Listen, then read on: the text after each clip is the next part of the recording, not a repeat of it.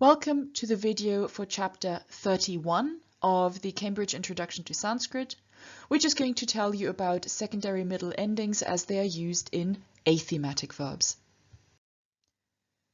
Chapter 30 introduced us to secondary middle endings, i.e. the endings that middle verbs use in the present potential and in the imperfect indicative. These endings, as shown here again in this table, are also used by athematic verbs.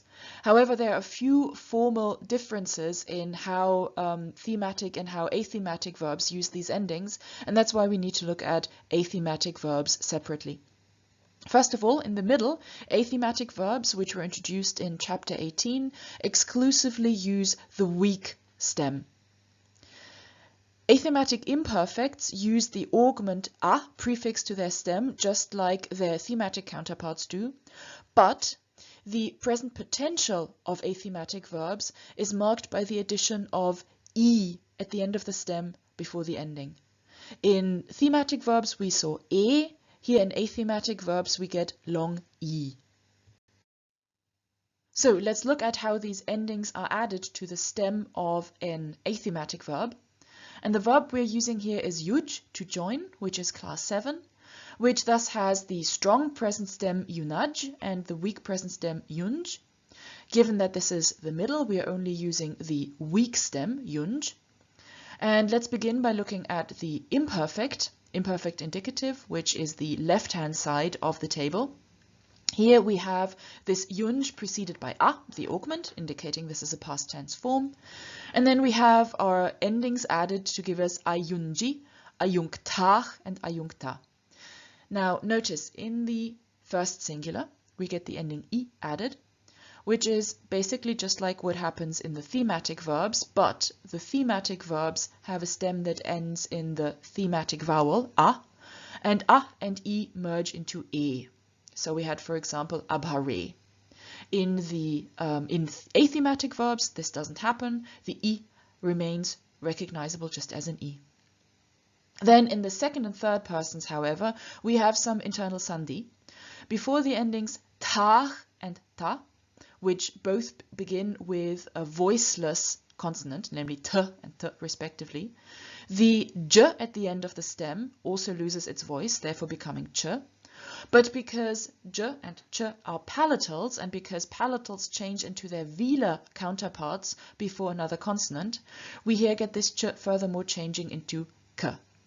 And finally, in front of this velar k, the palatal n changes into the velar n. So we get ayungtach and ayungta. Then in the dual we get ayunjwahi, ayunjatam, and ayunjatam. Notice that we have the same endings tam and tam as with thematic verbs, but we have atam and atam instead of etam and etam, which we saw in thematic verbs. Then finally the plural, ayunjmahi, ayungtwam, and ayunjata. In the second person, ayungtwam, we find internal sandhi again, namely in front of dh, which is a stop. We find the palatal at the end of the stem, ayunj, changing into a velar. And in front of this velar, g, we then find the nasal appearing not as a palatal nasal, but as the velar nasal. However, given that dh begins with a voiced stop, the palatal that has now changed into a velar can also remain voiced. So it's ayungdvam.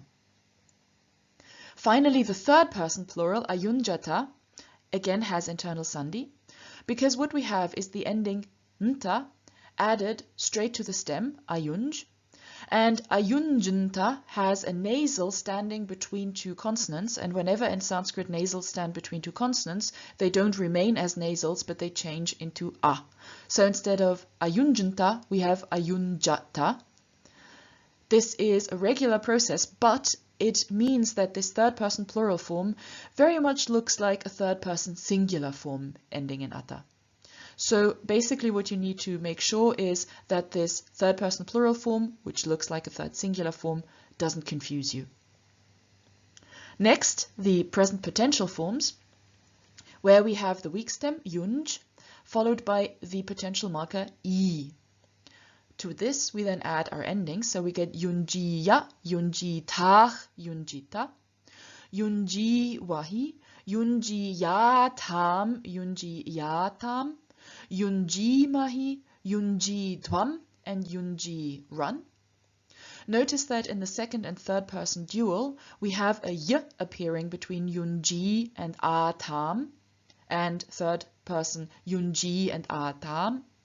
And this y has the nice practical effect that there is no other internal sandhi, so yunji, the stem, and the endings atam and atam, respectively, remain completely recognizable. Finally, a little bit of internal sandhi.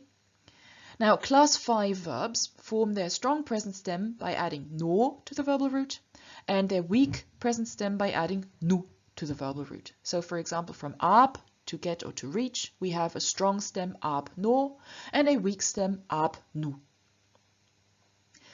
In the middle, we only ever use the weak stem, and so the stem that we find used of all class 5 verbs in the middle ends in nu. The u at the end of that stem may drop in front of endings that begin with w or m, which means in the first person dual and in the first person plural, but this can only happen if no more than one consonant precedes this u. So, for example, of ver, class 5, meaning to cover, we get a first dual imperfect form awurnwahi or awurnuwahi. But of ab, meaning to get or to reach, we can only get a first dual imperfect form abnuwahi. In front of the u, we have two consonants, and this prevents the u from dropping out. This may sound fairly complicated and fairly difficult. However, you will see it will actually not prevent you from recognizing any of these forms when you encounter them in an exercise or in a Sanskrit text. That was it for this chapter.